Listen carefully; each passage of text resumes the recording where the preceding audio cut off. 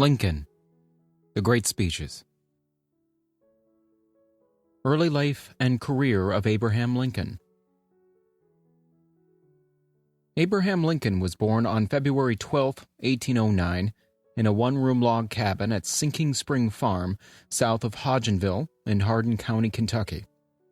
After a land title dispute forced the family to leave, they relocated to Knob Creek Farm, 8 miles to the north. By 1814, Thomas Lincoln, Abraham's father, had lost most of his land in Kentucky in legal disputes over land titles. In 1816, Thomas and Nancy Lincoln, their 9-year-old daughter Sarah, and 7-year-old Abraham moved to Indiana, where they settled in Hurricane Township, Perry County, Indiana. Their land became part of Spencer County, Indiana, when it was formed in 1818. Abraham spent his formative years from the age of 7 to 21 on the family farm in southern Indiana. As was common on the frontier, Lincoln received a meager formal education, the aggregate of which may have been less than 12 months. However, Lincoln continued to learn on his own from life experiences and through reading and reciting what he had read or heard from others.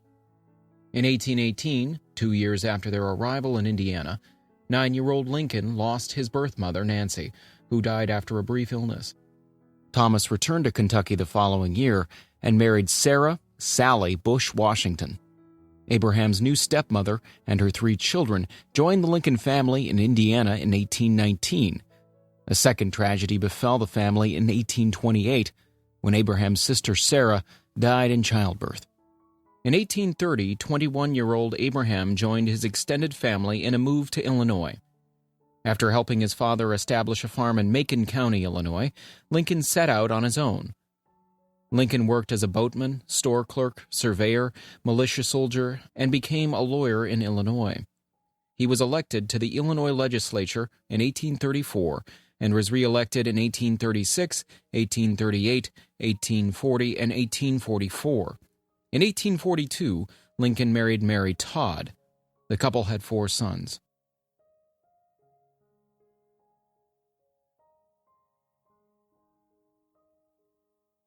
Address before the Young Men's Lyceum of Springfield, Illinois. Abraham Lincoln's Lyceum address was delivered to the Young Men's Lyceum of Springfield, Illinois, on January 27, 1838, titled, "The Perpetuation of Our Political Institutions." At the time of the speech, Lincoln was 28 years old and had recently moved from a rough pioneer village to Springfield, Illinois.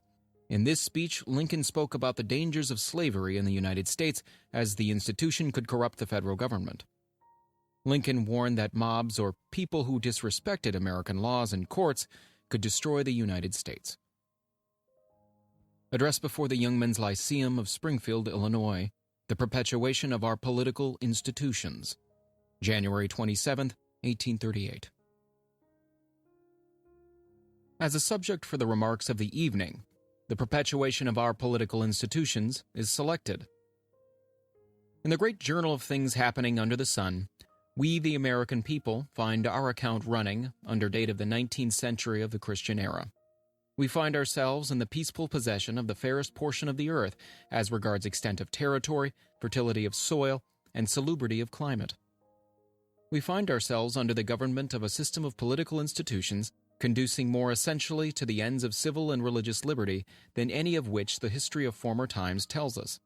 We, when mounting the stage of existence, found ourselves the legal inheritors of these fundamental blessings. We toiled not in the acquirement or establishment of them. They are a legacy bequeathed us by a once hardy, brave, and patriotic, but now lamented and departed race of ancestors.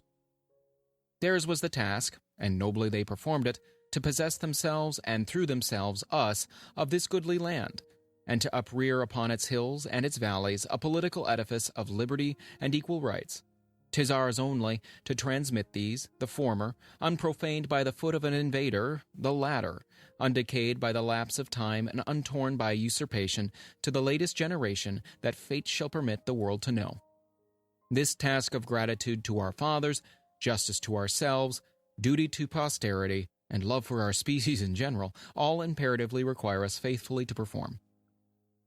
How then shall we perform it? At what point shall we expect the approach of danger?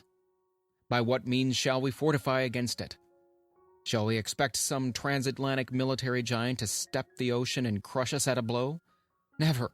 All the armies of Europe, Asia, and Africa combined, with all the treasure of the earth, our own excepted, in their military chest, with a Bonaparte for a commander, could not by force take a drink from the Ohio or make a track on the Blue Ridge in a trial of 1,000 years. At what point, then, is the approach of danger to be expected? I answer, if it ever reach us, it must spring up amongst us. It cannot come from abroad. If destruction be our lot, we must ourselves be its author and finisher. As a nation of free men, we must live through all time or die by suicide. I hope I'm over-wary, but if I am not, there is even now something of ill omen amongst us. I mean the increasing disregard for law which pervades the country, the growing disposition to substitute the wild and furious passions in lieu of the sober judgment of courts, and the worse than savage mobs for the executive ministers of justice. This disposition is awfully fearful in any community, and that it now exists in ours, though grating to our feelings to admit, it would be a violation of truth and an insult to our intelligence to deny. Accounts of outrages committed by mobs form the everyday news of the times. They have pervaded the country, from New England to Louisiana. They are neither peculiar to the eternal snows of the former, nor the burning suns of the latter. They are not the creature of climate. Neither are they confined to the slaveholding or the non-slaveholding states. Alike, they spring up amongst the pleasure-hunting masters of Southern slaves and the order-loving citizens of the land of steady habits. Whatever then their cause may be, it is common to the whole country. It would be tedious as well as useless to recount the horrors of all of them. Those happening in the state of Mississippi and at St. Louis are perhaps the most dangerous in example and revolting to humanity. In the Mississippi case, they first commenced by hanging the regular gamblers, a set of them certainly not following for a livelihood, a very useful or very honest occupation, but one which, so far from being forbidden by the laws, was actually licensed by an act of the legislature passed but a single year before. Next, Negroes suspected of conspiring to raise an insurrection were caught up and hanged in all parts of the state. Then white men supposed to be leagued with the Negroes, and finally strangers from neighboring states going thither on business were in many instances subjected to the same fate. Thus went on this process of hanging, from gamblers to Negroes, from Negroes to white citizens, and from these to strangers, till dead men were seen literally dangling from the boughs of trees upon every roadside, and in numbers almost sufficient to rival the native Spanish moss of the country as a drapery of a forest. Turn then to that horror-stricken scene at St. Louis. A single victim was only sacrificed there. His story is very short and is perhaps the most highly tragic, if anything of its length, that has ever been witnessed in real life. A mulatto man by the name of McIntosh was seized in the street, dragged to the suburbs of the city, chained to a tree, and actually burned to death, and all within a single hour from the time he had been a freeman, attending to his own business and at peace with the world.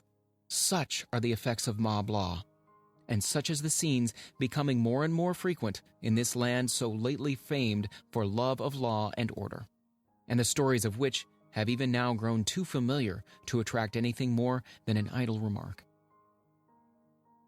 But you are perhaps ready to ask, what has this to do with the perpetuation of our political institutions? I answer, it has much to do with it.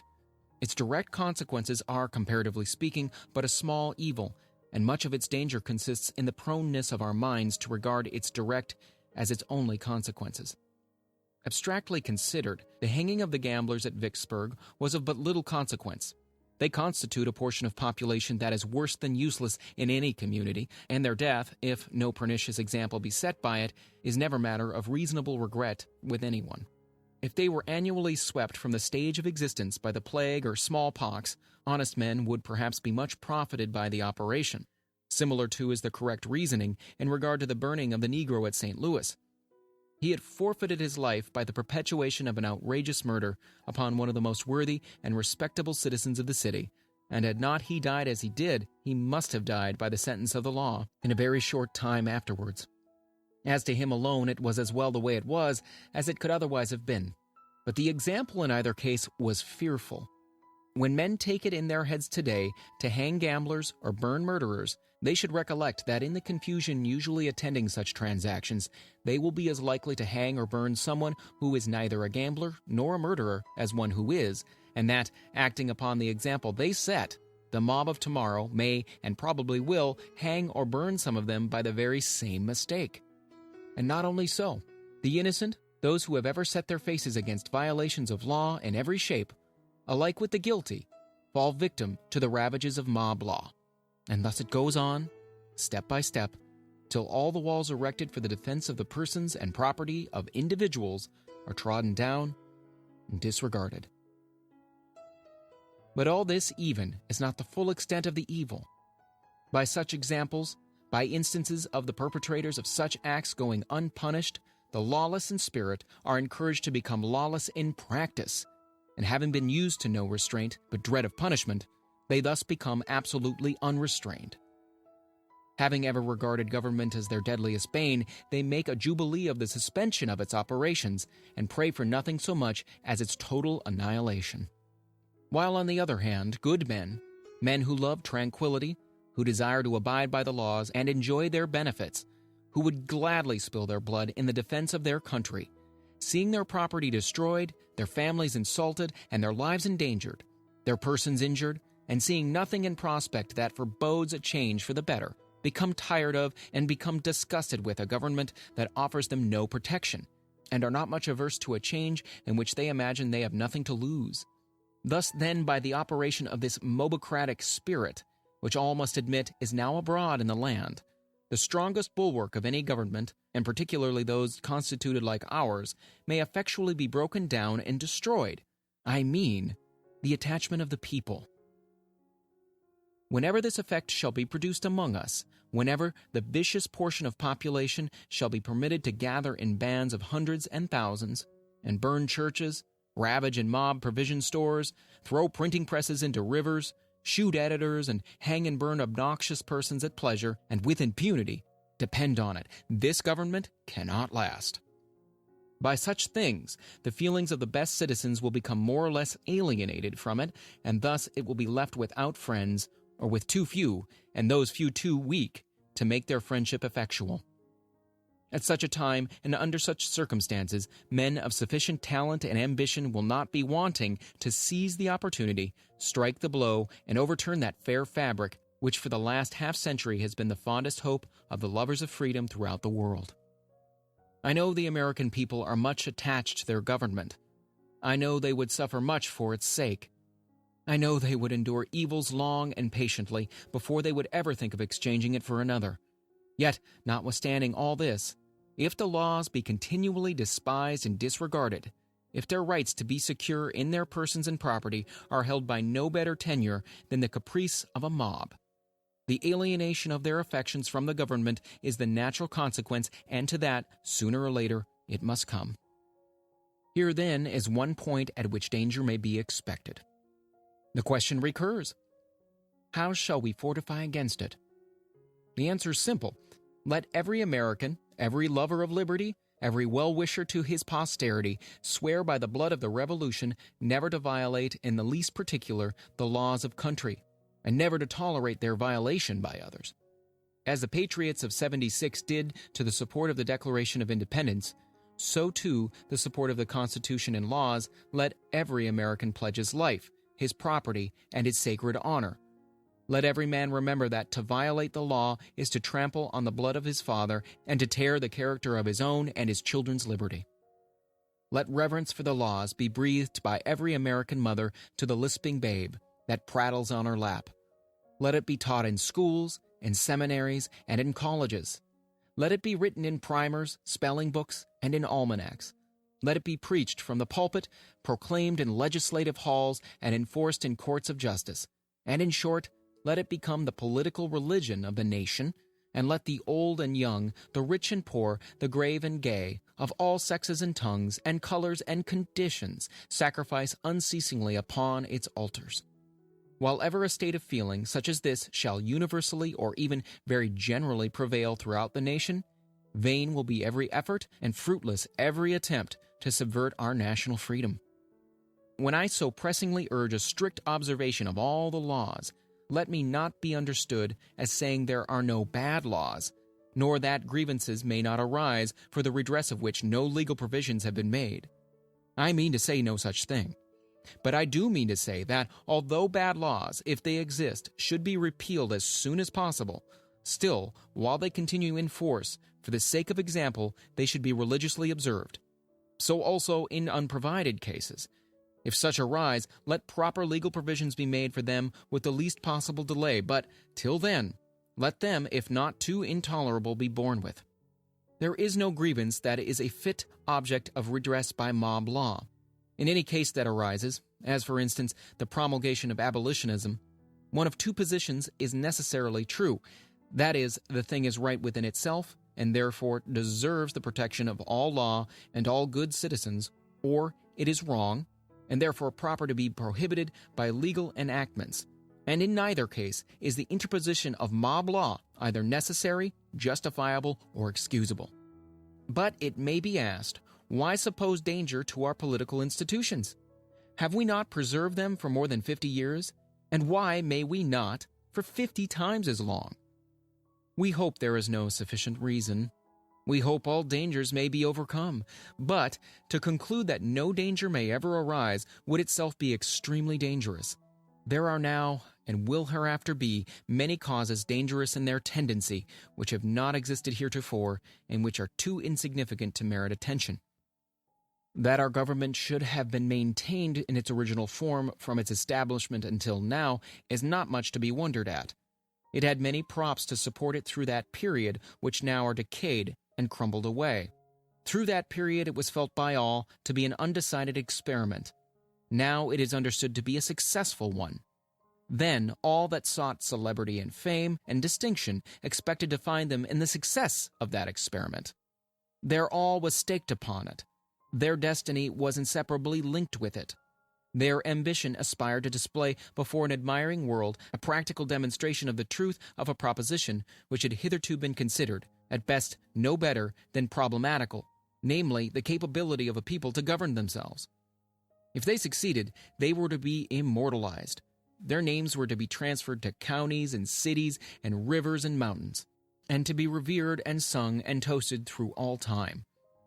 If they failed, they were to be called knaves and fools and fanatics for a fleeting hour, then to sink and be forgotten. They succeeded. The experiment is successful, and thousands have won their deathless names in making it so. But the game is caught, and I believe it is true that with the catching end the pleasures of the chase. This field of glory is harvested, and the crop is already appropriated. But new reapers will arise, and they too will seek a field. It is to deny what the history of the world tells us is true, to suppose that men of ambition and talents will not continue to spring up amongst us. And when they do, they will as naturally seek the gratification of their ruling passion as others have done so before them. The question then is, can that gratification be found in supporting and maintaining an edifice that has been erected by others? Most certainly it cannot. Many great and good men sufficiently qualified for any task they should undertake may ever be found, whose ambition would inspire to nothing beyond a seat in Congress, a gubernatorial or presidential chair. But such belong not to the family of the lion or the tribe of the eagle. What? Think you these places would satisfy an Alexander, a Caesar, or a Napoleon? Never.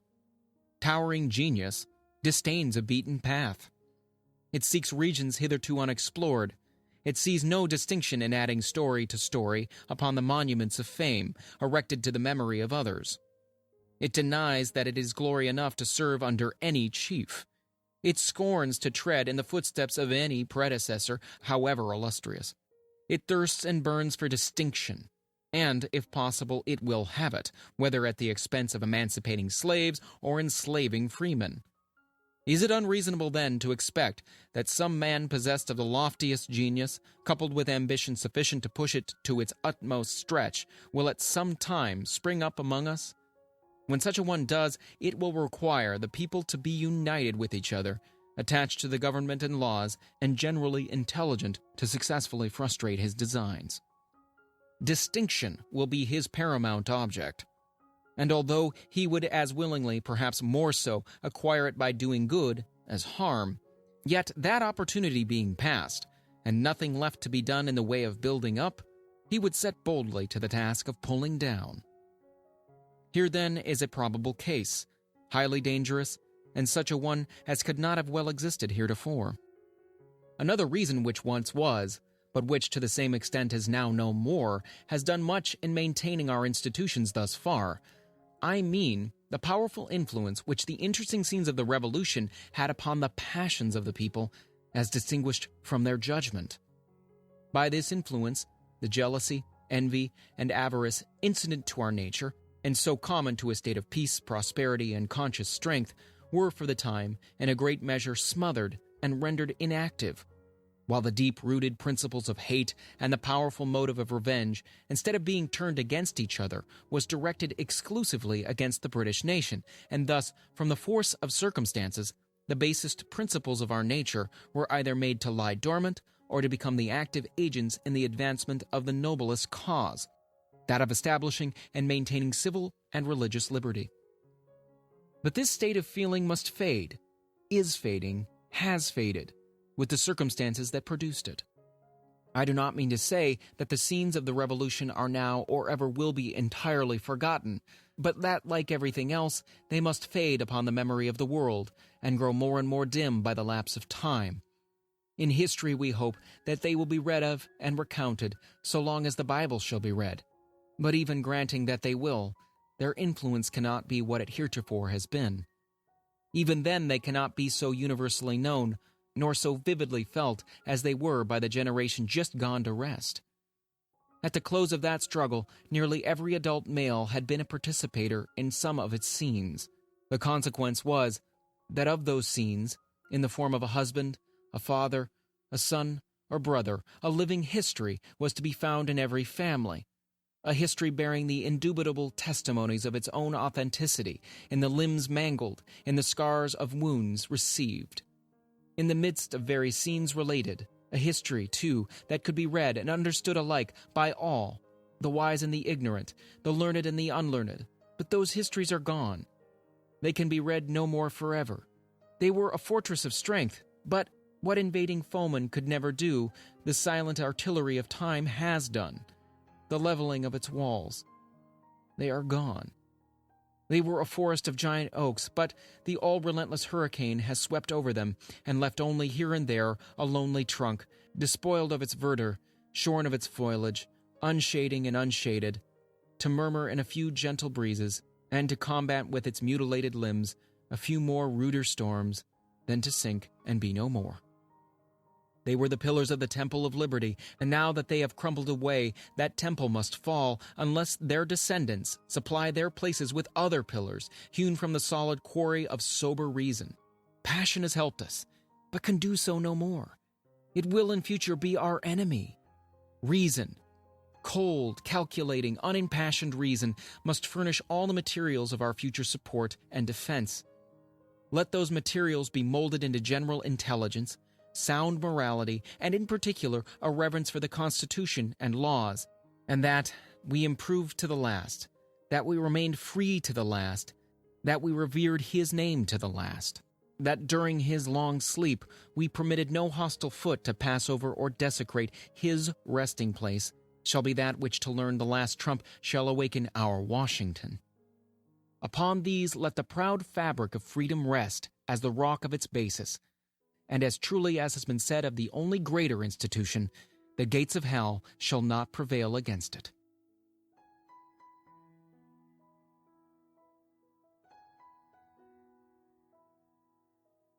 House Divided Speech. The House Divided Speech was an address given by Abraham Lincoln, who would later become President of the United States, on June 16, 1858, at what was then the Illinois state capitol in Springfield, upon accepting the Illinois Republican Party's nomination as that state's United States Senator. The speech became the launching point for his unsuccessful campaign for the Senate seat held by Stephen A. Douglas. This campaign would climax with the Lincoln-Douglas debates of 1858. Mr. Lincoln's remarks in Springfield created an image of the danger of slavery-based disunion, and it rallied Republicans across the North. Along with the Gettysburg Address and his Second Inaugural Address, this became one of the best-known speeches of his career. House Divided Speech, Springfield, Illinois, June 16, 1858. Mr. President and Gentlemen of the Convention, if we could first know where we are and whither we are tending, we could then better judge what to do and how to do it.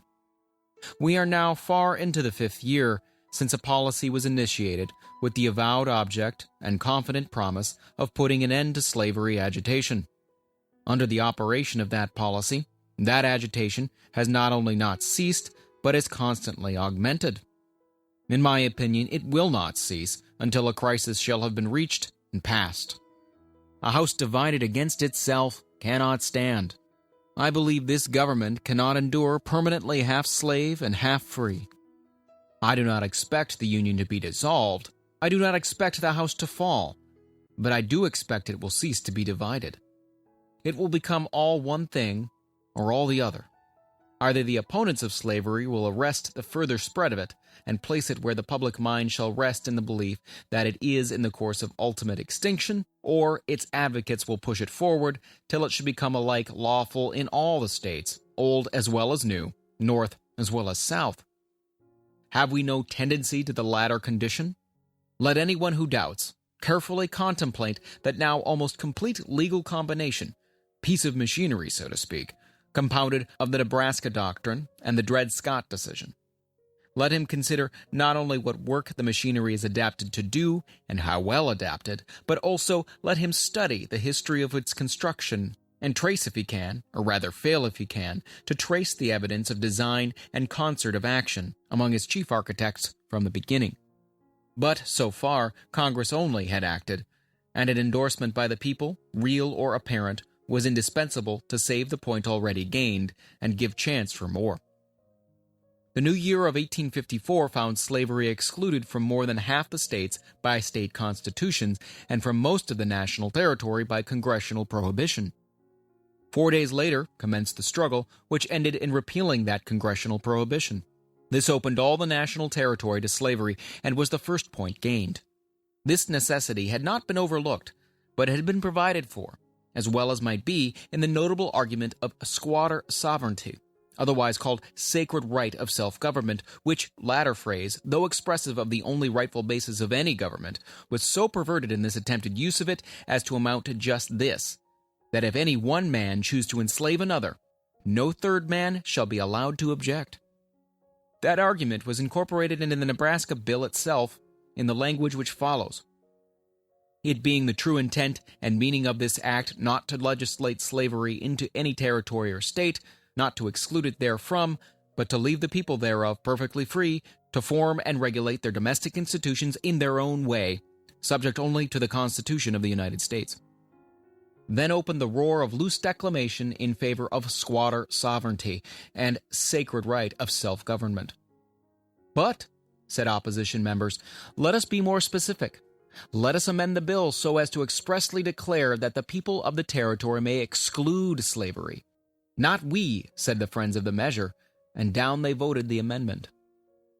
While the Nebraska bill was passing through Congress, a law case involving the question of a Negro's freedom by reason of his owner having voluntarily taken him first into a free state and then a territory covered by the congressional prohibition and held him as a slave for a long time in each, was passing through the U.S. Circuit Court for the District of Missouri, and both Nebraska bill and lawsuit were brought to a decision in the same month of May, 1854. The Negro's name was Dred Scott, which name now designates the decision finally made in the case.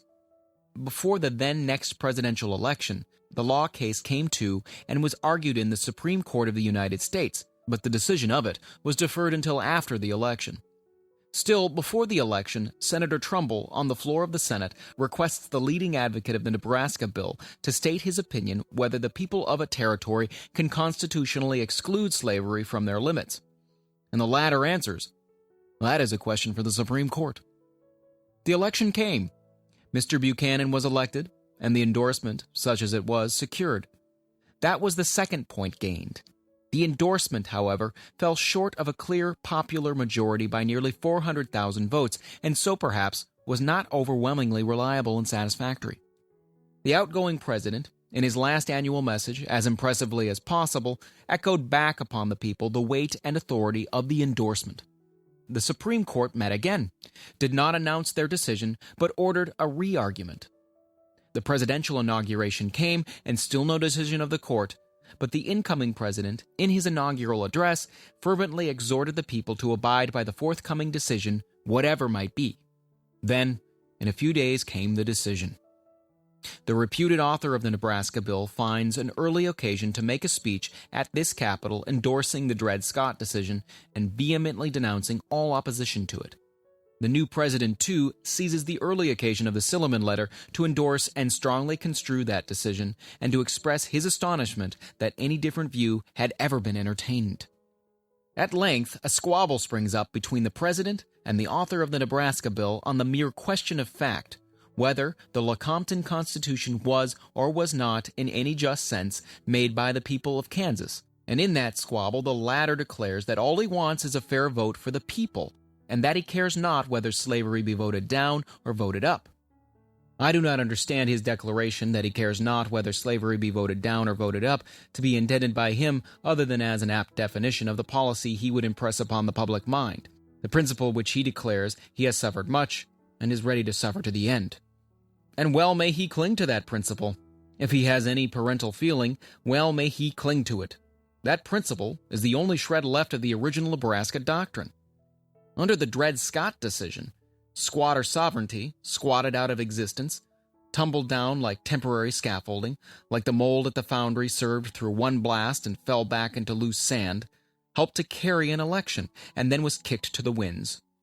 His late joint struggle with the Republicans against the Lecompton Constitution involves nothing of the original Nebraska doctrine.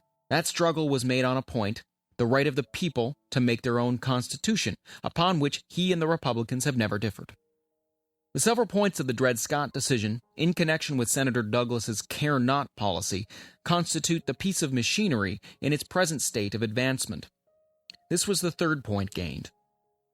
The working points of that machinery are, first, that no Negro slave, imported as such from Africa, and no descendant of such slave can ever be a citizen of any state, in the sense of that term as used in the Constitution of the United States. Secondly, the first point is made in order to deprive the Negro, in every possible event, of the benefit of this provision of the United States Constitution, which declares that, quote, the citizens of each state shall be entitled to all privileges and immunities of citizens in the several states, unquote. Secondly, that, subject to the Constitution of the United States, neither Congress nor a territorial legislature can exclude slavery from any United States territory. This point is made in order that individual men may fill up the territories with slaves without danger of losing them as property, and thus to enhance the chances of permanency to the institution through all the future. Thirdly, that whether the holding a Negro in actual slavery in a free state makes him free as against the holder, the United States courts will not decide, but will leave to be decided by the courts of any slave state the Negro may be forced into by the master. This point is made not to be pressed immediately, but if acquiesced in for a while and apparently endorsed by the people at an election, then to sustain the logical conclusion that what Dred Scott's master might lawfully do with Dred Scott in the free state of Illinois, every other master may lawfully do with any other 1 or 1,000 slaves in Illinois or in any other free state. Auxiliary to all this, and working hand in hand with it, the Nebraska doctrine, or what is left of it, is to educate and mold public opinion, at least northern public opinion, to not care whether slavery is voted down or voted up. This shows exactly where we now are, and partially also whither we are tending. It will throw additional light on the latter to go back and run the mind over the string of historical facts already stated. Several things will now appear less dark and mysterious than they did when they were transpiring. The people were to be left perfectly free, subject only to the Constitution. What the Constitution had to do with it, outsiders could not then see. Plainly enough now, it was an exactly fitted niche for the Dred Scott decision to afterward come in and declare the perfect freedom of the people to be just no freedom at all. Why was the amendment expressly declaring the right of the people to exclude slavery voted down? Plainly enough now, the adoption of it would have spoiled the niche for the Dred Scott decision. Why was the court decision held up? Why even a senator's individual opinion withheld till after the presidential election? Plainly enough now, the speaking out then would have damaged the perfectly free argument upon which the election was to be carried. Why the outgoing president's felicitation on the endorsement? Why the delay of a re-argument? Why the incoming president's advance exhortation in favor of the decision? These things look like the cautious patting and petting of a spirited horse preparatory to mounting him, when it is dreaded that he may give the rider a fall. And why the hasty after-endorsements of the decision by the president and others? We cannot absolutely know that all these exact adaptations are the result of pre-concert. But when we see a lot of framed timbers, different portions of which we know have been gotten out at different times and places and by different workmen, Stephen, Franklin, Roger, and James, for instance, and when we see these timbers joined together and see they exactly make the frame of a house or a mill, all the tenons and mortises exactly fitting, and all the length and proportions of the different pieces exactly adapted to their respective places, and not a piece too many or too few, not omitting even scaffolding, or if a single piece be lacking, we can see the place in the frame exactly fitted and prepared to yet bring such piece in.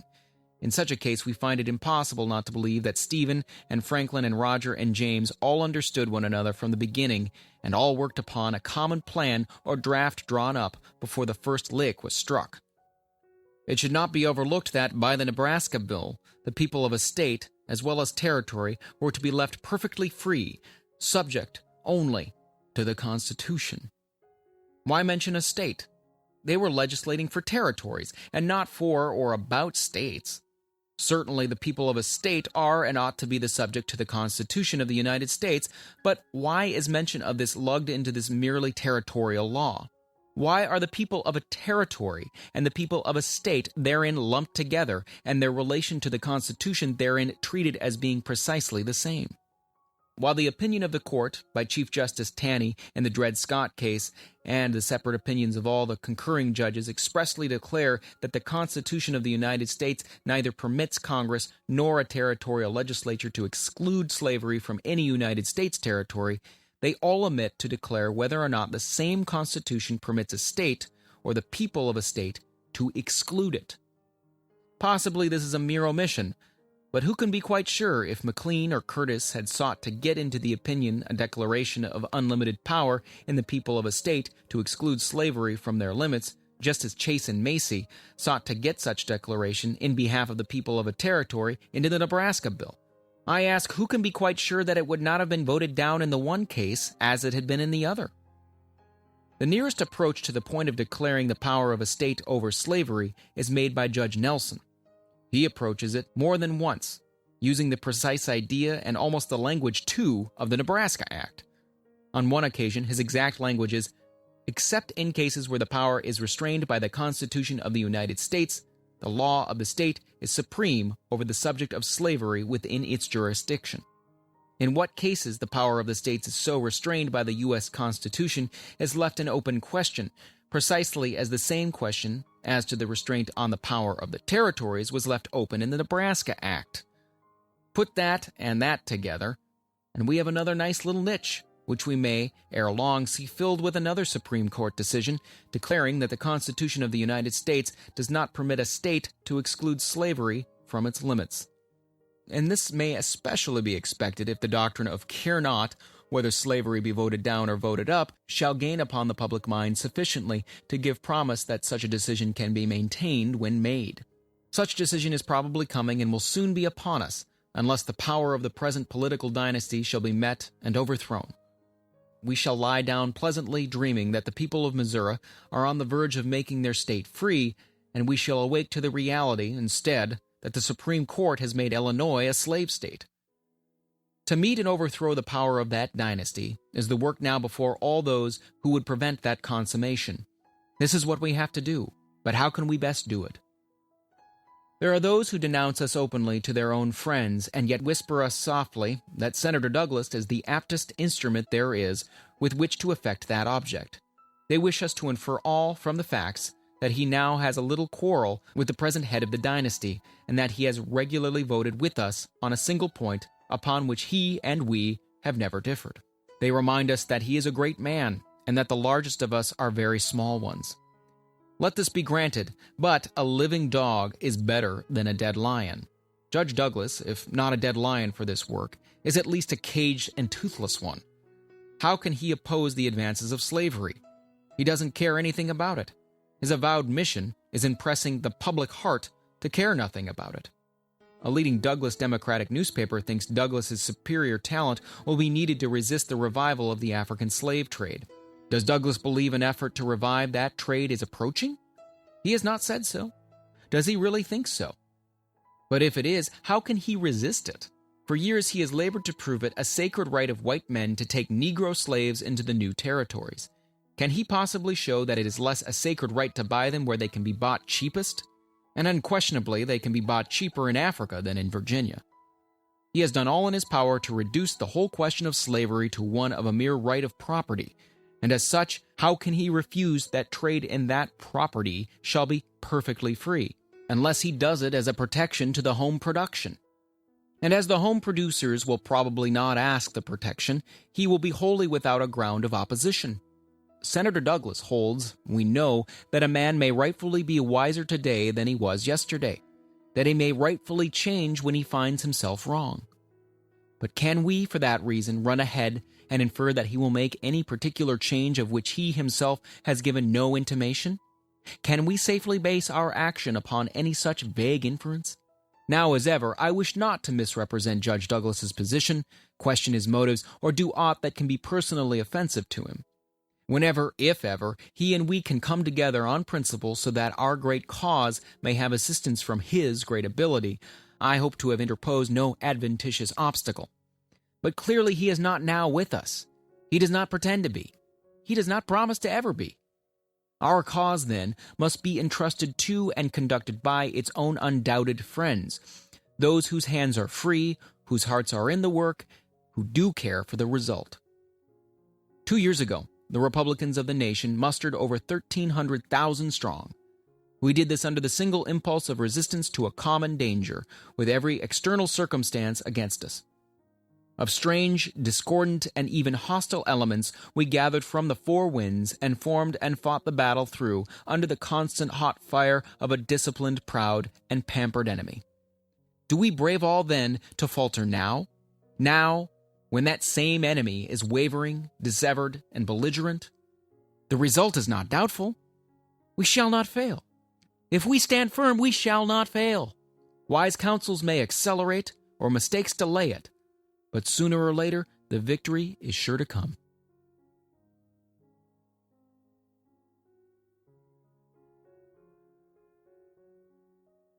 Address at Cooper Union, February 27, 1860. Note, this version contains the second half of Lincoln's speech.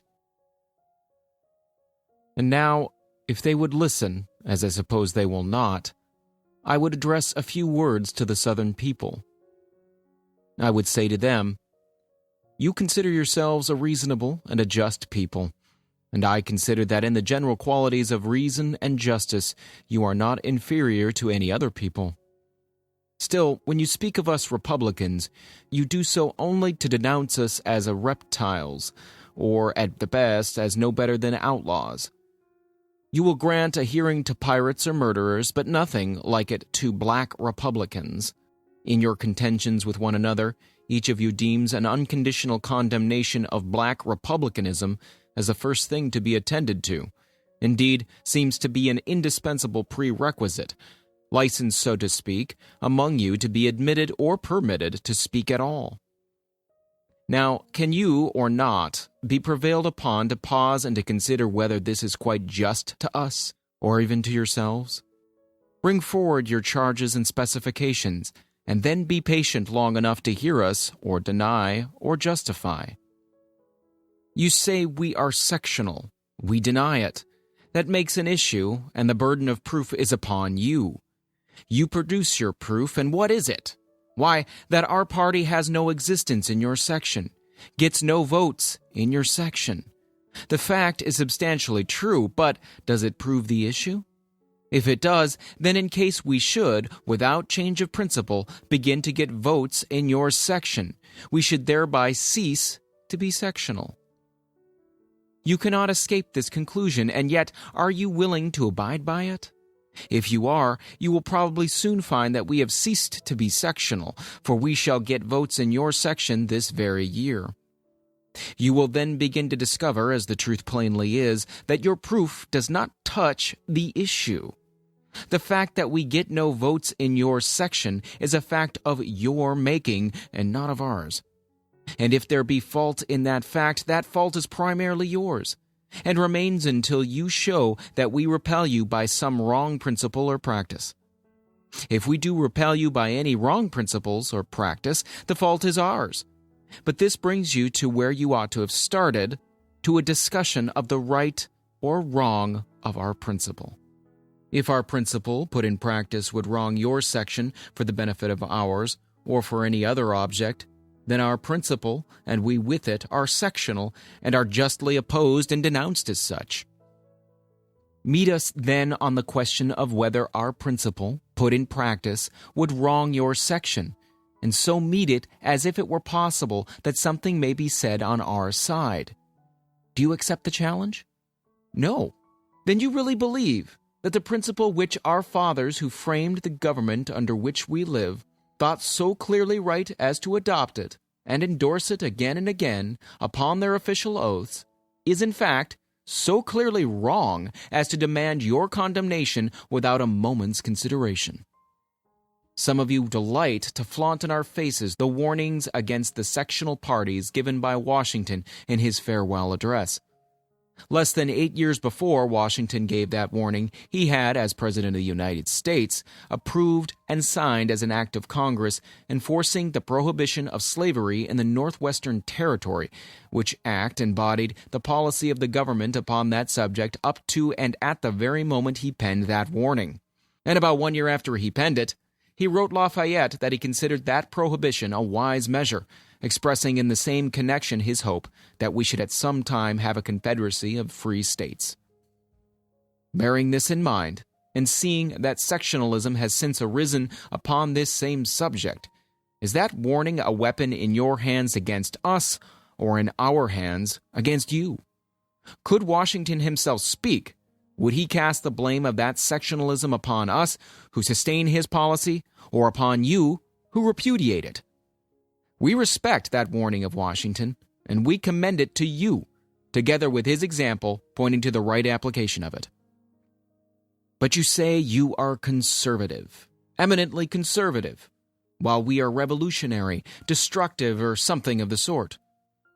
What is conservatism? Is it not adherence to the old and tried against the new and untried? We stick to, contend for, the identical old policy on the point in controversy which was adopted by our fathers who framed the government under which we live, while you, with one accord, reject and scout and spit upon that old policy and insist upon substituting something new. True, you disagree among yourselves as to what that substitute shall be. You are divided on new propositions and plans, but you are unanimous in rejecting and denouncing the old policy of the fathers. Some of you are for reviving the foreign slave trade, some for a congressional slave code for the territories, some for Congress forbidding the territories to prohibit slavery within their limits, some for maintaining slavery in the territories through the judiciary, some for the great principle that if one man should enslave another, no third man should object, fantastically called popular sovereignty. But never a man among you is in favor of federal prohibition of slavery in federal territories, according to the practice of our fathers who framed the government under which we live. Not one of all your various plans can show a precedent or an advocate in the century within which our government originated. Consider then whether your claim of conservatism for yourselves and your charge of destructiveness against us are based on the most clear and stable foundations. Again, you say we have made the slavery question more prominent than it formerly was. We deny it.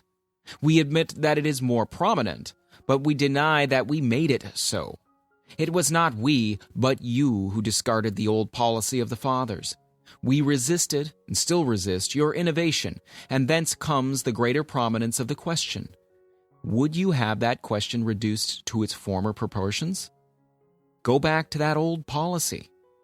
What has been will be again, under the same conditions. If you would have the peace of the old times, readopt the precepts and policy of the old times. You charge that we stir up insurrections among your slaves, but we deny it. And what is your proof? Harper's Ferry, John Brown. Well, John Brown was no Republican, and you have failed to implicate a single Republican in his Harper's Ferry enterprise. If any member of your party is guilty in that matter, you know it or you do not know it. If you do know it, you are inexcusable for not designating the man and proving the fact. If you do not know it, you are inexcusable for asserting it, and especially for persisting in the assertion after you've tried and failed to make the proof. You need to be told that persisting in a charge which one does not know to be true is simply malicious slander. Some of you admit that no Republican designedly aided or encouraged the Harper's Ferry affair, but still insist that our doctrines and declarations necessarily led to such results. We do not believe it. We know we hold to no doctrine and make no declaration which were not held to and made by our fathers who framed the government under which we live. You never dealt fairly by us in relation to this affair. When it occurred, some important state elections were near at hand, and you were in evident glee with the belief that, by charging the blame upon us, you could get an advantage of us in those elections. The elections came, and your expectations were not quite fulfilled. Every Republican man knew that, as to himself at least, your charge was a slander, and he was not much inclined by it to cast his vote in your favor. Republican doctrines and declarations are accompanied with a continual protest against any interference whatever with your slaves or with you about your slaves. Surely this does not encourage them to revolt, but true, we do, in common with our fathers, who frame the government under which we live, declare our belief that slavery is wrong. But the slaves do not hear us declare even this. For anything we say or do, the slaves would scarcely know there is a Republican Party. I believe they would not, in fact, generally know it, but for your misrepresentations of us in their hearing. In your political contests among yourselves, each faction charges the other with sympathy with black republicanism, and then, to give point to the charge, defines black republicanism to simply be insurrection, blood and thunder among the slaves. Slave insurrections are no more common now than they were before the Republican Party was organized. What induced the Southampton insurrection 28 years ago, in which at least 3 times as many slaves were lost as at Harper's Ferry? You can scarcely stretch your very elastic fancy to the conclusion that Southampton was got up by black republicanism. In the present state of things in the United States, I do not think a general or even a very extensive slave insurrection is possible. The indispensable concert of action cannot be attained. The slaves have no means of rapid communication, nor can incendiary freemen, black or white, supply it. The explosive materials are everywhere in parcels, but there neither are nor can be supplied the indispensable connecting trains. Much is said by Southern people about the affection of slaves for their masters and mistresses, and a part of it at least is true. A plot for an uprising could scarcely be devised and communicated to 20 individuals before some one of them, to save the life of a favorite master or mistress, would divulge it.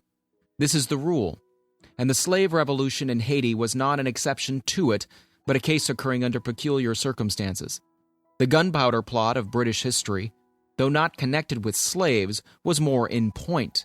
In that case, only about 20 were admitted to the secret, and yet one of them, in his anxiety to save a friend, betrayed the plot to that friend and, by consequence, averted the calamity.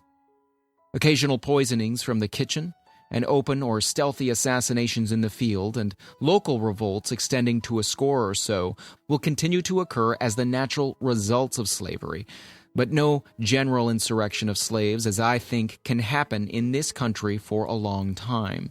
Whoever much fears or much hopes for such an event will be alike disappointed. In the language of Mr. Jefferson, uttered many years ago, it is still in our power to direct the process of emancipation and deportation peaceably, and in such slow degrees as that the evil will wear off insensibly, and their places be filled up by free white laborers. If, on the contrary, it is left to force itself on, human nature must shudder at the prospect held up. Mr. Jefferson did not mean to say, nor do I, that the power of emancipation is in the federal government. He spoke of Virginia, and as to the power of emancipation, I speak of the slave-holding states only.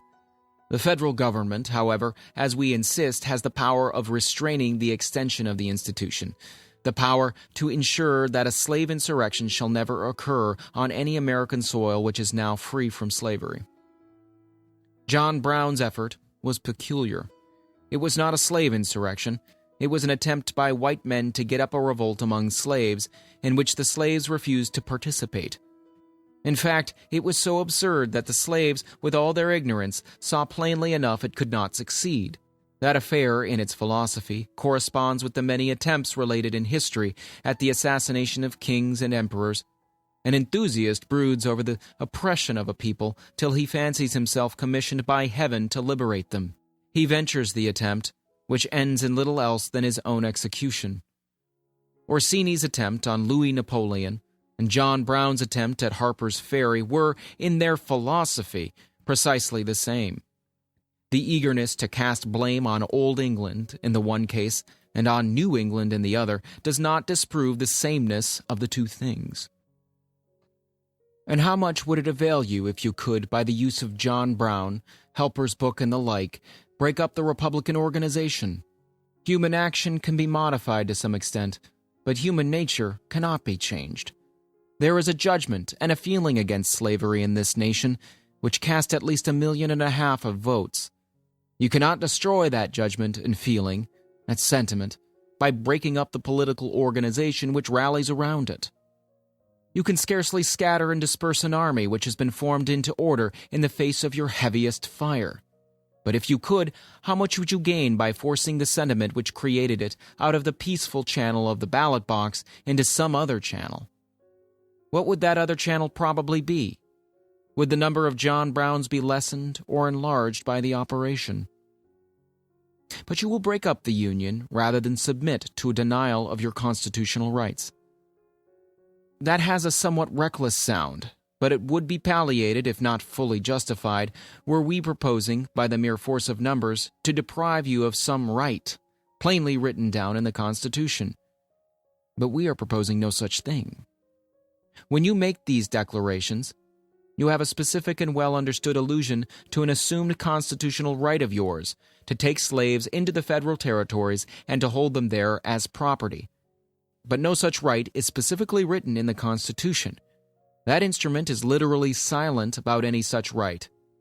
We, on the contrary, deny that such a right has any existence in the Constitution, even by implication. Your purpose, then, plainly stated, is that you will destroy the government unless you be allowed to construe and enforce the Constitution as you please, on all points in dispute between you and us. You will rule or ruin in all events. This, plainly stated, is your language. Perhaps you will say the Supreme Court has decided the disputed constitutional question in your favor. But waiving the lawyer's distinction between dictum and decision, the court have decided the question for you in a sort of way. The court have substantially said it is your constitutional right to take slaves into the federal territories and to hold them there as property. When I say that the decision was made in a sort of way, I mean it was made in a divided court by a bare majority of the judges, and they not quite agreeing with one another in the reasons for making it. That it is so made as that its avowed supporters disagree with one another about its meaning, and that it was mainly based upon a mistaken statement of fact. The statement in the opinion that the right of property in a slave is distinctly and expressly affirmed in the Constitution. An inspection of the Constitution will show that the right of property in a slave is not distinctly and expressly affirmed in it. Now, bear in mind, the judges do not pledge their judicial opinion that such right is impliedly affirmed in the Constitution, but they pledge their veracity that it is distinctly and expressly affirmed there. Distinctly, that is, not mingled with anything else. Expressly, that is, in words meaning just that, without the aid of any inference, and susceptible of no other meaning. If they had only pledged their judicial opinion that such right is affirmed in the instrument by implication, it would be open to others to show that neither the word slave nor slavery is to be found in the Constitution, nor the word property even, in any connection with language alluding to the things slave or slavery, and that wherever in that instrument the slave is alluded to, he is called a person. And wherever his master's legal right in relation to him is alluded to, it is spoken of as service or labor which may be due, as a debt payable in service or labor. Also, it would be open to show, by contemporaneous history, that this mode of alluding to slaves and slavery, instead of speaking of them, was employed on purpose to exclude from the Constitution the idea that there could be property in man. To show all this is easy and certain. When this obvious mistake of the judges shall be brought to their notice, is it not reasonable to expect that they will withdraw the mistaken statement and reconsider the conclusion based upon it?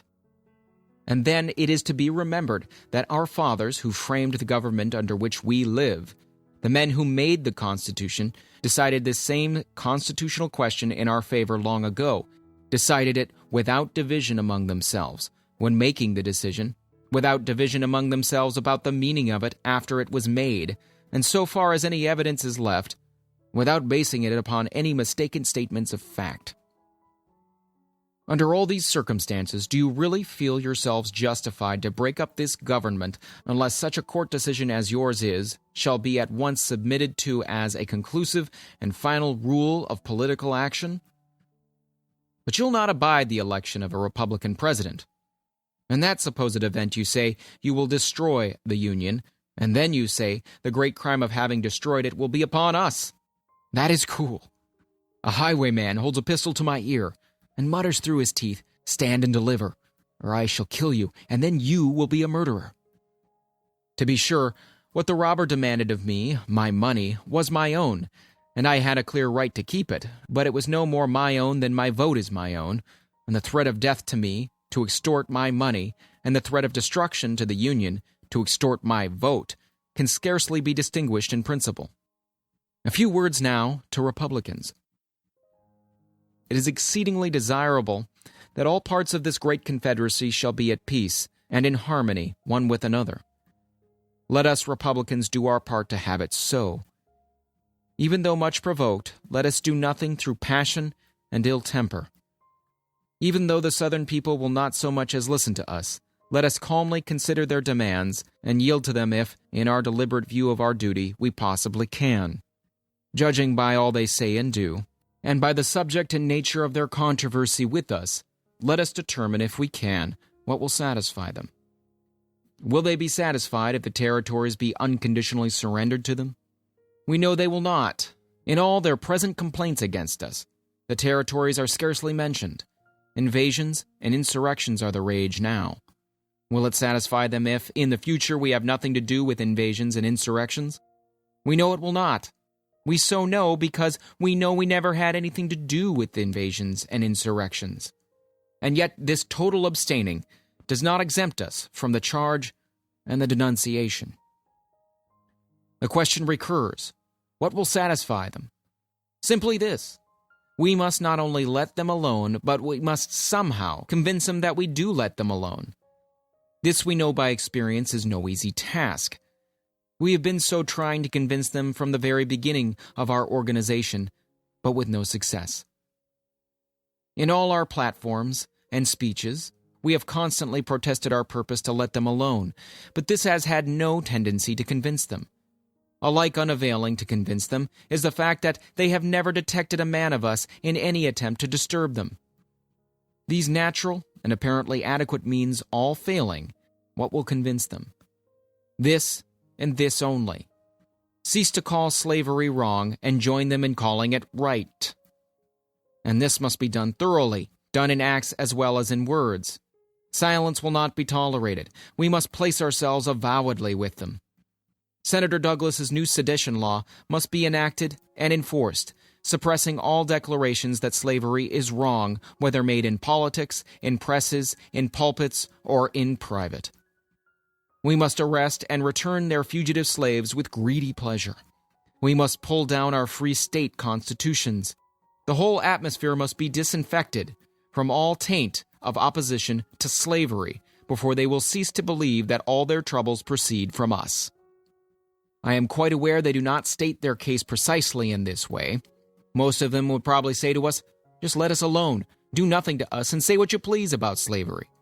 But we do let them alone, have never disturbed them, so that, after all, it is what we say which dissatisfies them. They will continue to accuse us of doing until we cease saying. I'm also aware that they have not, as yet in terms, demanded the overthrow of our free state constitutions. Yet those constitutions declare the wrong of slavery with more solemn emphasis than do all other sayings against it. And when all these other sayings shall have been silenced, the overthrow of these constitutions will be demanded and nothing be left to resist the demand. It is nothing to the contrary that they do not demand the whole of this just now.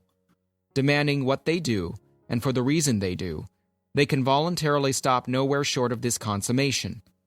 Holding as they do that slavery is morally right and socially elevating, they cannot cease to demand a full national recognition of it as a legal right and a social blessing.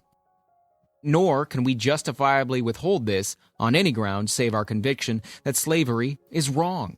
If slavery is right, all words, acts, laws, and constitutions against it are themselves wrong and should be silenced and swept away.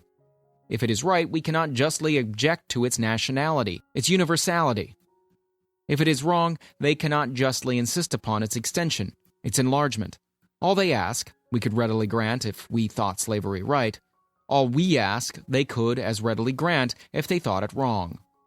Their thinking it right, and our thinking it wrong, is the precise fact upon which depends the whole controversy. Thinking it right as they do, they are not to blame for desiring its full recognition as being right. But, thinking it wrong as we do, can we yield to them? Can we cast our votes with their view and against our own?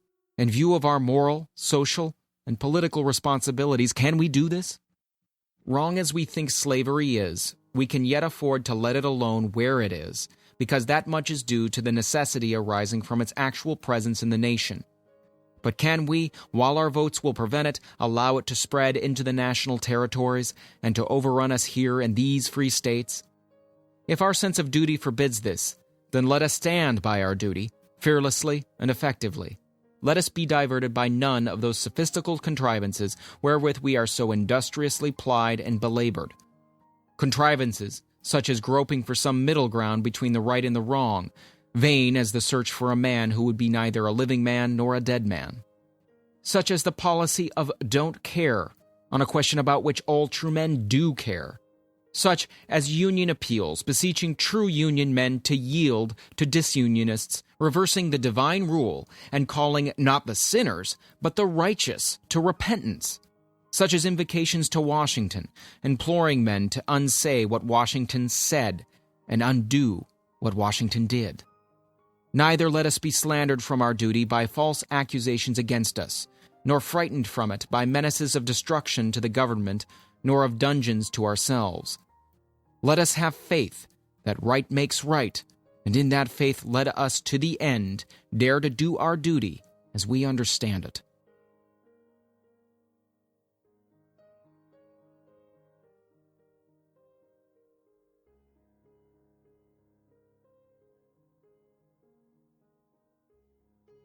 Farewell Address at Springfield, Illinois.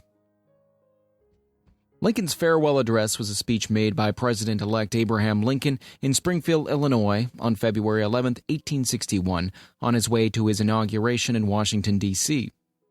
Several thousand citizens of Illinois gathered to see Lincoln depart. In response, Lincoln gave this brief, impromptu speech from his railroad car shortly before he departed. Farewell Address at Springfield, Illinois, February 11, 1861. My friends, no one, not in my situation, can appreciate my feelings of sadness at this parting. To this place, and the kindness of these people, I owe everything. Here I have lived a quarter of a century, and have passed from a young man to an old man. Here my children have been born, and one is buried. I now leave, not knowing when or whether ever I may return, with a task before me greater than that which rested upon Washington. Without the assistance of the divine being, whoever attended him, I cannot succeed. With that assistance I cannot fail. Trusting in him who can go with me and remain with you and be everywhere for good, let us confidently hope that all will yet be well. To his care commending you, as I hope in your prayers you will commend me, I bid you an affectionate farewell.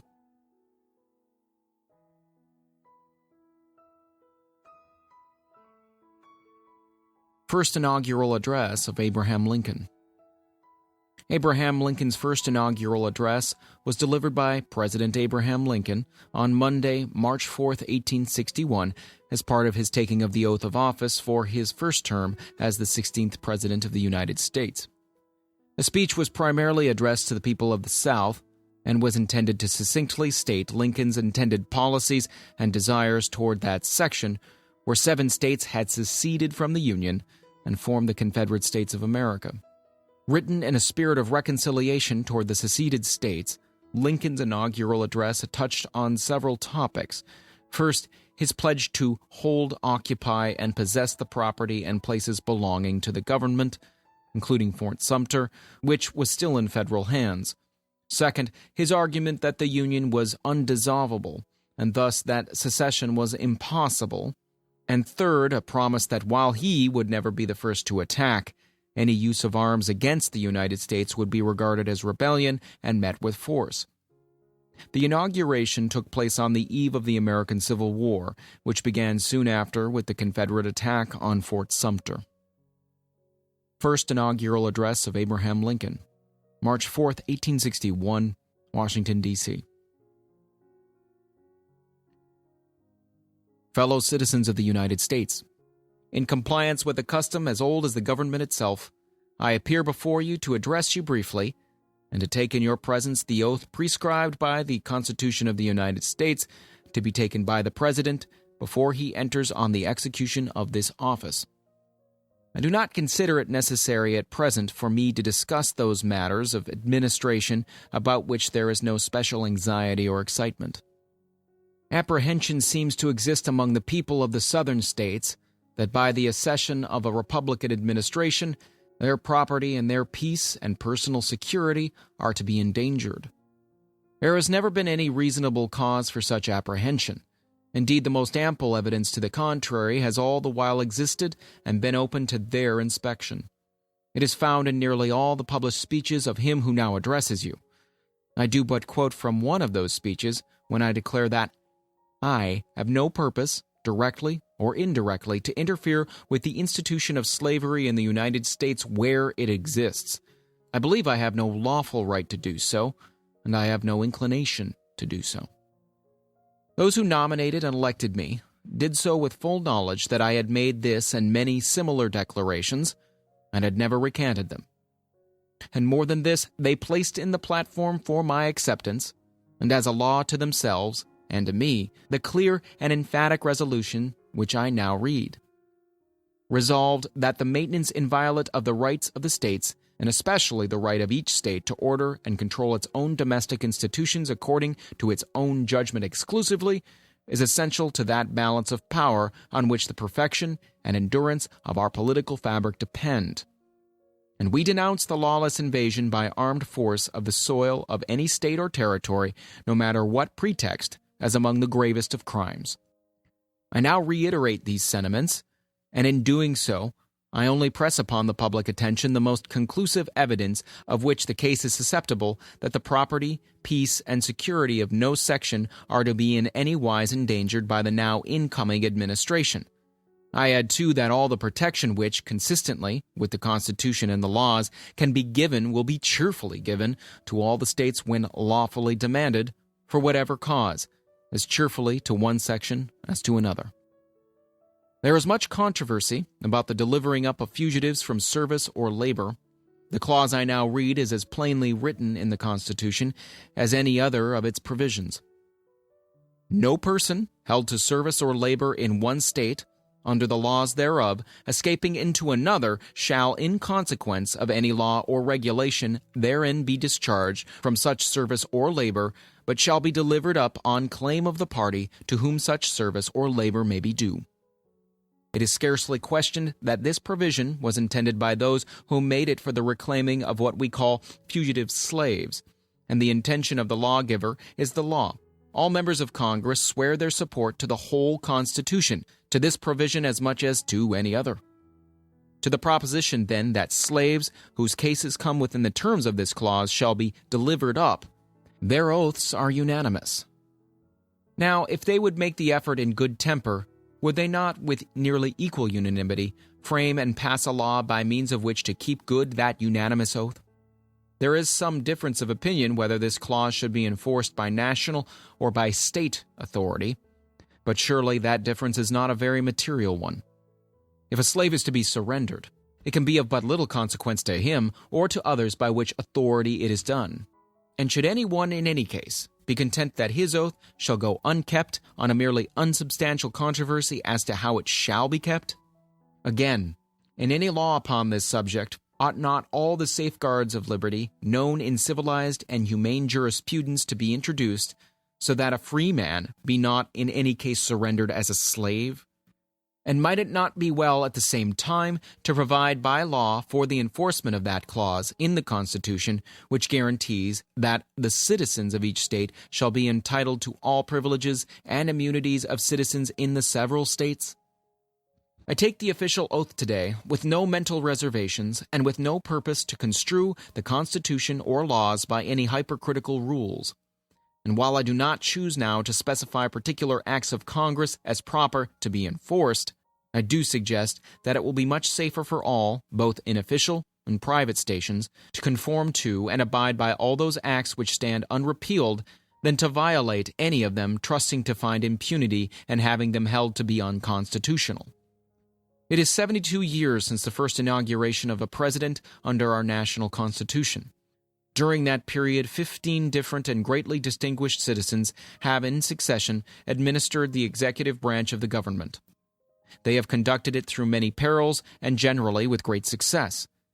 Yet, with all this scope of precedent, I now enter upon the same task for the brief constitutional term of 4 years under great and peculiar difficulty.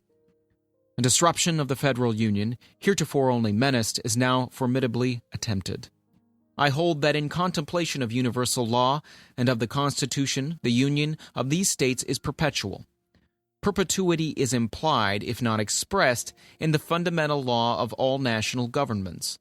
It is safe to assert that no government proper ever had a provision in its organic law for its own termination.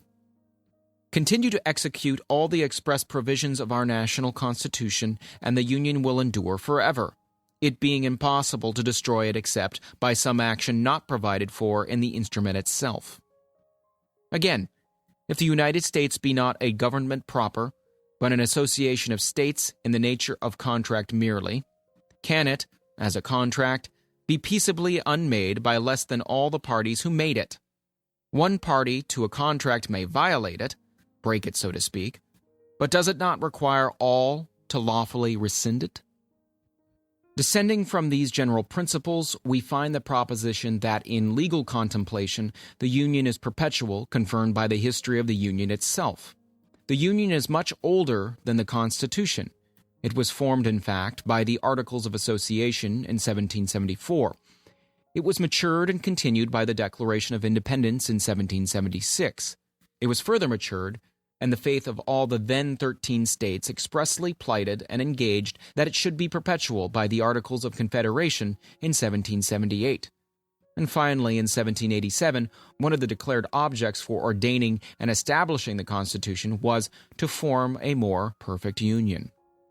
But if destruction of the Union by one or by a part only of the United States be lawfully possible, The Union is less perfect than before the Constitution, having lost the vital element of perpetuity. It follows from these views that no state upon its own mere motion can lawfully get out of the Union, that resolves and ordinances to that effect are legally void, and that acts of violence within any state or states against the authority of the United States are insurrectionary or revolutionary according to circumstances. I therefore consider that in view of the Constitution and the laws, the Union is unbroken, and to the extent of my ability I shall take care, as the Constitution itself expressly enjoins upon me, that the laws of the Union be faithfully executed in all the states. Doing this I deem to be only a simple duty on my part, and I shall perform it so far as is practicable unless my rightful masters, the American people, shall withhold the requisite means or in some authoritative manner direct the contrary. I trust that this will not be regarded as a menace, but only as the declared purpose of the Union that it will constitutionally defend and maintain itself. In doing this, there needs to be no bloodshed or violence, and there shall be none unless it be forced upon the national authority. The power confided to me will be used to hold, occupy, and possess the property and places belonging to the government, and to collect the duties and imposts. But beyond what may be necessary for these objects, there will be no invasion, no using of force against or among the people anywhere. Where hostility to the United States in any interior locality shall be so great and universal as to prevent competent resident citizens from holding the federal offices, there will be no attempt to force obnoxious strangers among the people for that object. While the strict legal right may exist in the government to enforce the exercise of these offices, the attempt to do so would be so irritating and so nearly impracticable withal that I deem it better to forego for the time the uses of such offices. The mails, unless repelled, will continue to be furnished in all parts of the Union. So far as possible, the people everywhere shall have that sense of perfect security which is more favorable to calm thought and reflection. The course here indicated will be followed unless current events and experience shall show a modification or change to be proper, and in every case and exigency, my best discretion will be exercised according to circumstances actually existing, and with a view and a hope of a peaceful solution of the national troubles and the restoration of fraternal sympathies and affections. That there are persons in one section or another who seek to destroy the Union at all events, and are glad of any pretext to do it, I will neither affirm nor deny, but if there be such, I need address no word to them. To those, however, who really love the Union, may I not speak? Before entering upon so grave a matter as the destruction of our national fabric, with all its benefits, its memories, and its hopes, would it not be wise to ascertain precisely why we do it? Will you, while the certain ills you fly to are greater than all the real ones you fly from, will you risk the commission of so fearful a mistake? All profess to be content in the Union if all the constitutional rights can be maintained.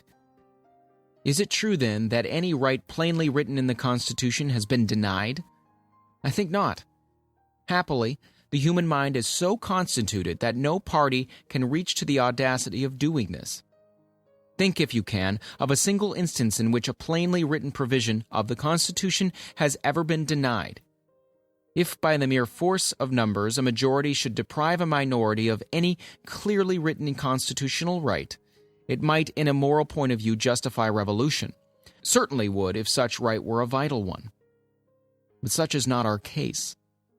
All the vital rights of minorities and of individuals are so plainly assured to them by affirmations and negations, guarantees and prohibitions in the Constitution that controversies never arise concerning them. But no organic law can ever be framed with a provision specifically applicable to every question which may occur in practical administration. No foresight can anticipate, nor any document of reasonable length contain express provisions for all possible questions. Shall fugitives from labor be surrendered by national or by state authority? The Constitution does not expressly say.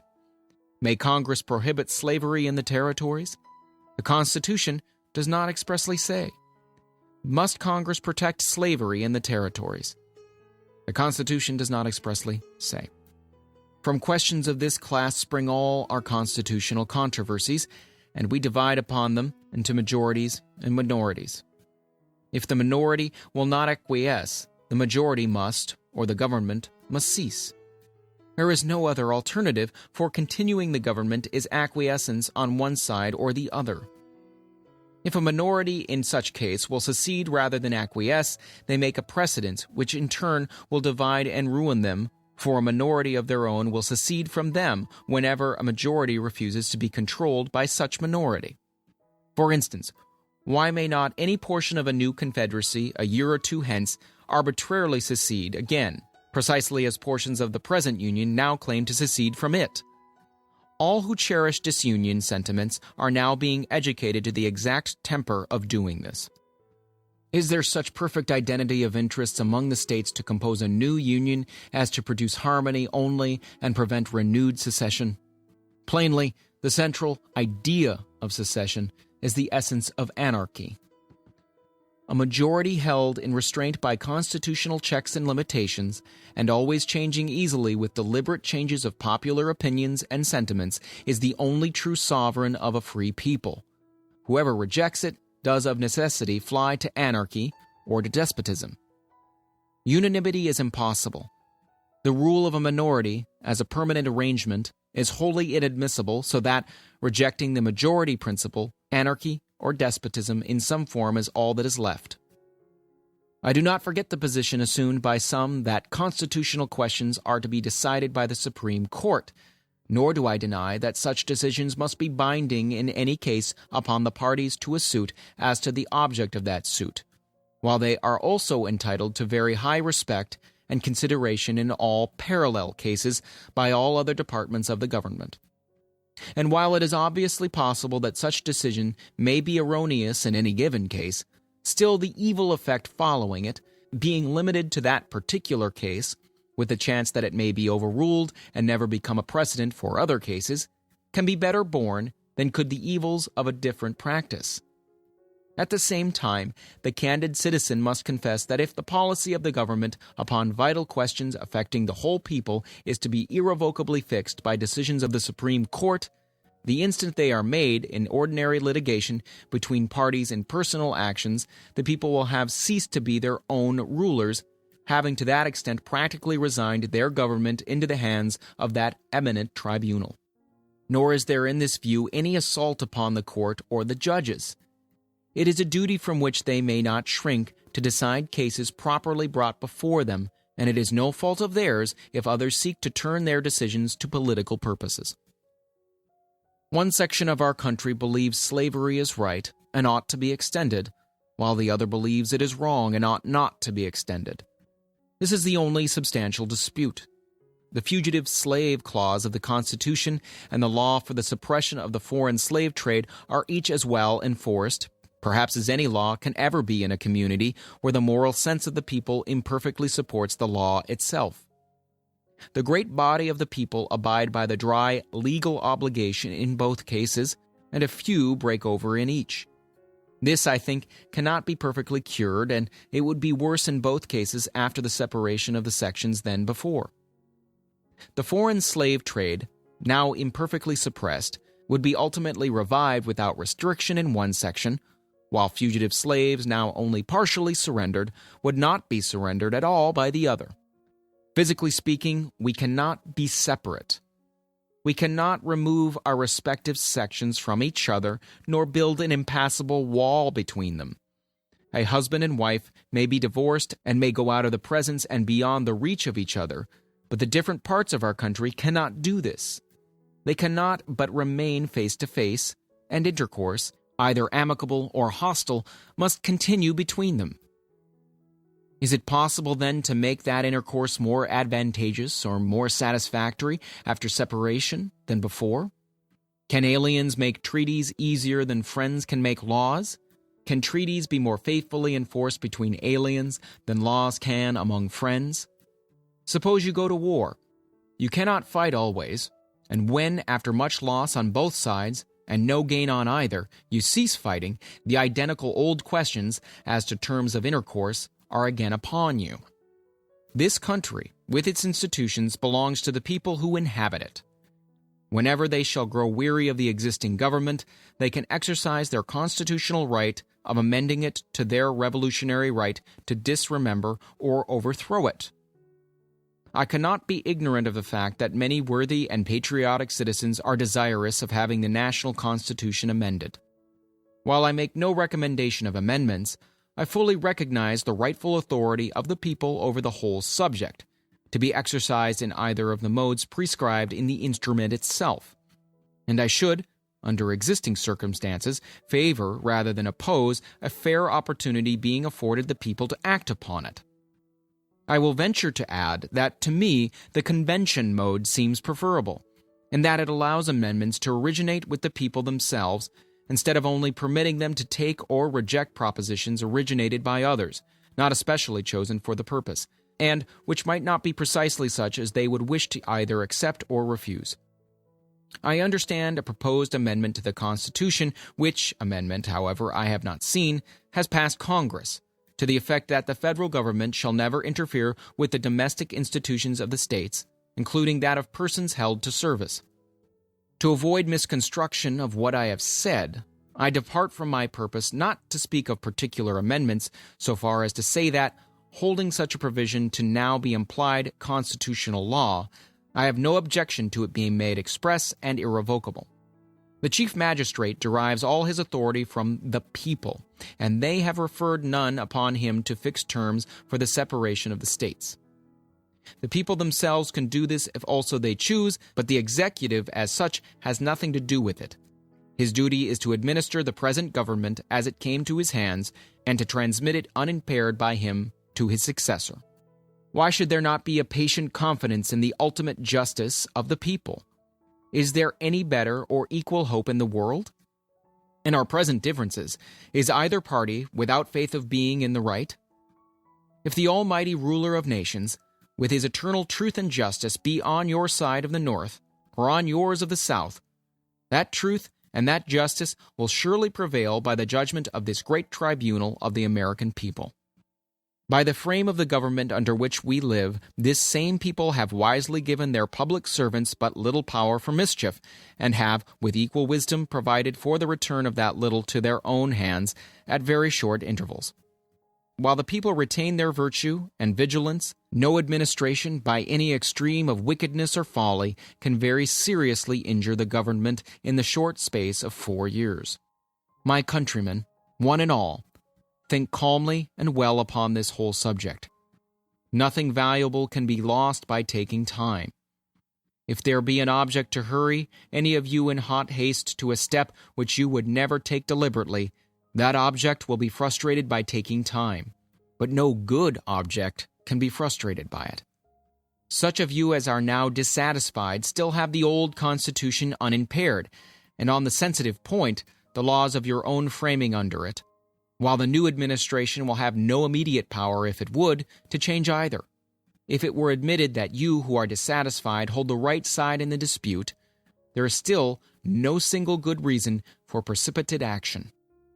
Intelligence, patriotism, Christianity, and a firm reliance on Him who has never yet forsaken this favored land are still competent to adjust in the best way all our present difficulty.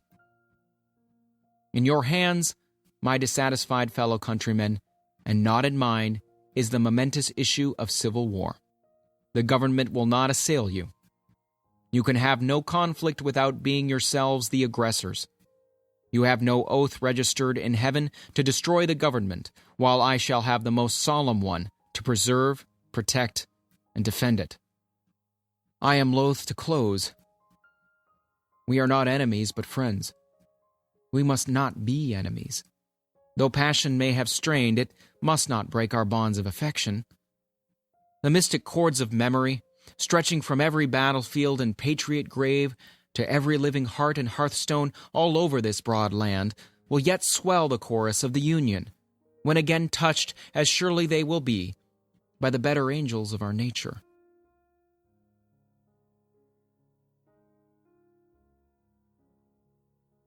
The Emancipation Proclamation. Note, while this is not a speech, we felt it was important to be included in this audiobook. The Emancipation Proclamation was a presidential proclamation and an executive order issued by President Abraham Lincoln on January 1, 1863, as a war measure during the American Civil War, directed to all of the areas in rebellion and all segments of the executive branch, including the Army and Navy, of the United States. It proclaimed the freedom of slaves in the 10 states that were still in rebellion. Because it was issued under the president's war powers, it necessarily excluded areas not in rebellion. It applied to more than 3 million of the 4 million slaves in the U.S. at the time. The proclamation was based on the president's constitutional authority as commander-in-chief of the armed forces. It was not a law passed by Congress. The proclamation also ordered that suitable persons among those freed could be enrolled into the paid services of the United States forces, and ordered the Union Army and all segments of the executive branch to recognize and maintain the freedom of the ex-slaves. The proclamation did not compensate the owners, did not outlaw slavery, and did not grant citizenship to the ex-slaves, called freedmen. It made the eradication of slavery an explicit war goal, in addition to the goal of reuniting the Union. The Emancipation Proclamation broadened the goals of the Civil War. While slavery had been a major issue that led to the war, Lincoln's only mission at the start of the war was to keep the Union together. The proclamation made freeing the slaves an explicit goal of the Union war effort and was a step toward abolishing slavery and conferring full citizenship upon ex-slaves. The Emancipation Proclamation, January 1, 1863, Washington, D.C. By the President of the United States of America. A proclamation. Whereas on the 22nd day of September, in the year of our Lord 1862, a proclamation was issued by the President of the United States containing, among other things, the following, to wit, that on the 1st day of January, in the year of our Lord 1863, all persons held as slaves within any state or designated part of a state, the people whereof shall then be in rebellion against the United States, shall be then thenceforward and forever free. And the executive government of the United States, including the military and naval authority thereof, will recognize and maintain the freedom of such persons, and will do no act or acts to repress such persons, or any of them, in any efforts they make for their actual freedom. That the executive will, on the 1st day of January aforesaid, by proclamation, designate the states and parts of states, if any in which the people thereof respectively shall then be in rebellion against the United States, and the fact that any state or the people thereof shall on that day be, in good faith, represented in the Congress of the United States by members chosen thereto at elections wherein a majority of the qualified voters of such state shall have participated, shall, in the absence of strong countervailing testimony, be deemed conclusive evidence that such state and the people thereof are not then in rebellion against the United States. Now, therefore I, Abraham Lincoln, President of the United States, by virtue of the power in me vested as Commander-in-Chief of the Army and the Navy of the United States in time of actual armed rebellion against the authority and government of the United States, and as a fit and necessary war measure for suppressing said rebellion, due on the 1st day of January in the year of our Lord 1863, and in accordance with my purpose so to do publicly, proclaimed for the full period of 100 days, from the day first above mentioned, order and designate as the states and parts of states, wherein the people thereof respectively are this day in rebellion against the United States, the following, to wit, Arkansas, Texas, Louisiana, except for the parishes of St. Bernard, Plaquemines, Jefferson, St. John, St. Charles, St. James Ascension, Assumption, Terrebonne, La Fourche, St. Mary, St. Martin, and Orleans, including the city of New Orleans, Mississippi, Alabama, Florida, Georgia, South Carolina, North Carolina, and Virginia, except the 48 counties designated as West Virginia, and also those counties of Berkeley, Accomack, Northampton, Elizabeth City, York, Princess Anne, and Norfolk, including the cities of Norfolk and Portsmouth. and which accepted parts are for the present left precisely as if their proclamation were not issued. And by virtue of the power, and for the purpose aforesaid, I do so order and declare that all persons held as slaves within said designated states and parts of states are, and henceforward shall be free, and that the executive government of the United States, including the military and naval authorities thereof, will recognize and maintain the freedom of said persons. And I hereby enjoin upon the people so declared to be free to abstain from all violence, unless in necessary self-defense, and I recommend to them that, in all cases when allowed, they labor faithfully for reasonable wages. And I further declare and make known that such persons of suitable condition will be received into the armed forces of the United States, to garrison forts, positions, stations, and other places, and to man vessels of all sorts in said service. And upon this act, sincerely believed to be an act of justice, warranted by the Constitution, upon military necessity, I invoke the considerate judgment of mankind, and the gracious favor of Almighty God. In witness whereof I have hereunto set my hand, and caused the seal of the United States to be affixed. Done at the city of Washington, this first day of January, in the year of our Lord 1863, and of the independence of the United States of America, the 87th. By the President, Abraham Lincoln. William H. Seward, Secretary of State.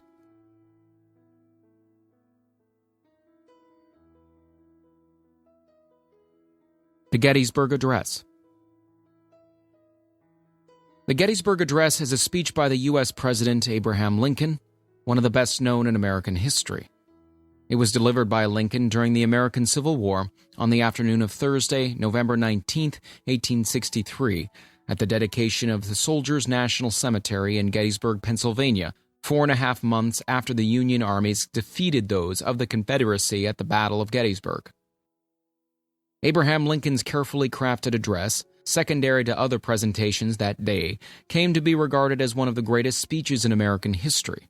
In just over 2 minutes, Lincoln reiterated the principles of human equality espoused by the Declaration of Independence and proclaimed the Civil War as a struggle for the preservation of the Union sundered by the secession crisis, with a new birth of freedom that would bring true equality to all of its citizens.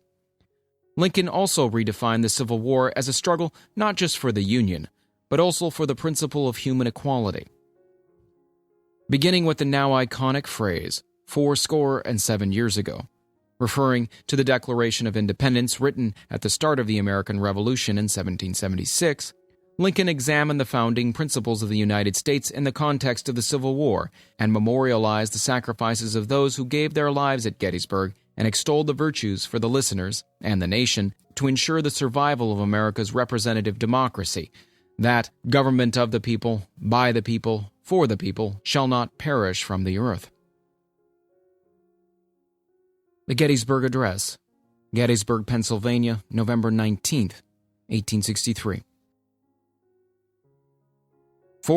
7 years ago, our fathers brought forth on this continent a new nation, conceived in liberty, and dedicated to the proposition that all men are created equal. Now we are engaged in a great civil war, testing whether that nation, or any nation so conceived and so dedicated, can long endure. We are met on a great battlefield of that war. We have come to dedicate a portion of that field as a final resting place for those who here gave their lives that that nation might live. It is altogether fitting and proper that we should do this. But in a larger sense, we cannot dedicate, we cannot consecrate, we cannot hallow this ground. The brave men, living and dead, who struggled here have consecrated it, far above our poor power to add or detract. The world will little note nor long remember what we say here, but it can never forget what they did here. It is rather for us to be here dedicated to the great task remaining before us, that from those honored dead we take increased devotion to that cause for which they gave the last full measure of devotion, that we here highly resolve that these dead shall not have died in vain, that this nation, under God, shall have a new birth of freedom, and that government of the people, by the people, for the people, shall not perish from the earth.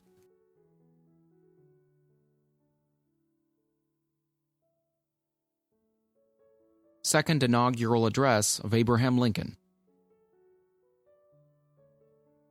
Abraham Lincoln delivered his second inaugural address on March 4, 1865, during his second inauguration as President of the United States. At a time when victory over the secessionists in the American Civil War was within days and slavery was near an end, Lincoln did not speak of happiness, but of sadness. Some see this speech as a defense of his pragmatic approach to Reconstruction, in which he sought to avoid harsh treatment of the defeated South by reminding his listeners of how wrong both sides had been and imagining what lay before them when the war began 4 years earlier. Lincoln balanced that rejection of triumphalism, however, with recognition of the unmistakable evil of slavery, which he described in the most concrete terms possible. John Wilkes Booth, David Harold, George Atzerodt, Lewis Payne, John Surratt, and Edmund Spangler, some of the conspirators involved with Lincoln's assassination, were present in the crowd at the inauguration. The address is inscribed, along with the Gettysburg Address, in the Lincoln Memorial. Second Inaugural Address of Abraham Lincoln, Washington, D.C., March 4, 1865. At this second appearing to take the oath of the presidential office, there is less occasion for an extended address than there was at the first. Then, a statement somewhat in detail of a course to be pursued seemed fitting and proper. Now, at the expiration of 4 years, during which public declarations have been constantly called forth on every point and phase of the great contest which still absorbs the attention and engrosses the energies of the nation, little that is new could be presented. The progress of our arms, upon which all else chiefly depends, is as well known to the public as to myself, and it is, I trust, reasonably satisfactory and encouraging to all. With high hope for the future, no prediction in regard to it is ventured. On the occasion corresponding to this 4 years ago, all thoughts were anxiously directed to an impending civil war. All dreaded it. All sought to avert it. While the inaugural address was being delivered from this place, devoted altogether to saving the Union without war, insurgent agents were in the city seeking to destroy it without war, seeking to dissolve the Union and divide effects by negotiation. Both parties deprecated war, but one of them would make war rather than let the nation survive, and the other would accept war rather than let it perish. And the war came. 1/8 of the whole population were colored slaves, not distributed generally over the Union, but localized in the southern part of it. These slaves constituted a peculiar and powerful interest. All knew that this interest was, somehow, the cause of the war. To strengthen, perpetuate, and extend this interest was the object for which the insurgents would rend the Union, even by war, while the government claimed no right to do more than to restrict the territorial enlargement of it. Neither party expected for that war the magnitude or the duration which it has already attained. Neither anticipated that the cause of the conflict might cease with, or even before the conflict itself should cease. Each looked for an easier triumph, and a result less fundamental and astounding. Both read the same Bible and pray to the same God, and each invokes his aid against the other. It may seem strange that any men should dare to ask a just God's assistance in wringing their bread from the sweat of other men's faces. But let us judge not, that we be not judged. The prayers of both could not be answered. That of neither has been answered fully. The Almighty has his own purposes. Woe unto the world because of offenses, for it must needs be that offenses come. But woe to that man by whom the offense cometh. If we shall suppose that American slavery is one of those offenses which, in the providence of God, must needs come, but which, having continued through his appointed time, he now wills to remove, and that he gives to both North and South this terrible war as the woe due to those by whom the offense came, shall we discern therein any departure from those divine attributes which the believers in a living God always ascribe to him? Fondly do we hope, fervently do we pray, that this mighty scourge of war may speedily pass away. Yet, if God wills that it continue, until all the wealth piled by the bondman's 250 years of unrequited toil shall be sunk, and until every drop of blood drawn with the lash shall be paid by another drawn with the sword, As was said 3,000 years ago, so still must it be said, the judgments of the Lord are true and righteous altogether. With malice toward none, with charity for all, with firmness in the right, as God gives us to see the right, let us strive on to finish the work we are in, to bind up the nation's wounds, to care for him who shall have borne the battle, and for his widow and his orphan, to do all which may achieve and cherish a just and lasting peace among ourselves and with all nations.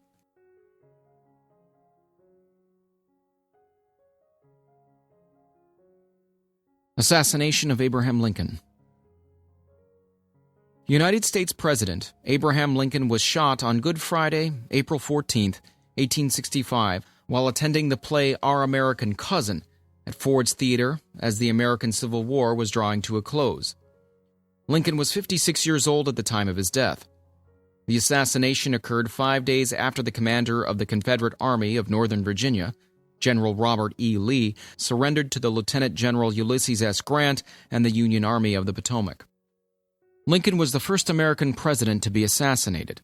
An unsuccessful attempt had been made on Andrew Jackson 30 years before in 1835, and Lincoln had himself been the subject of an earlier assassination attempt by an unknown assailant in August 1864. The assassination of Lincoln was planned and carried out by the well-known stage actor John Wilkes Booth as a part of a larger conspiracy in a bid to revive the Confederate cause. The funeral and burial of Abraham Lincoln was a period of national mourning.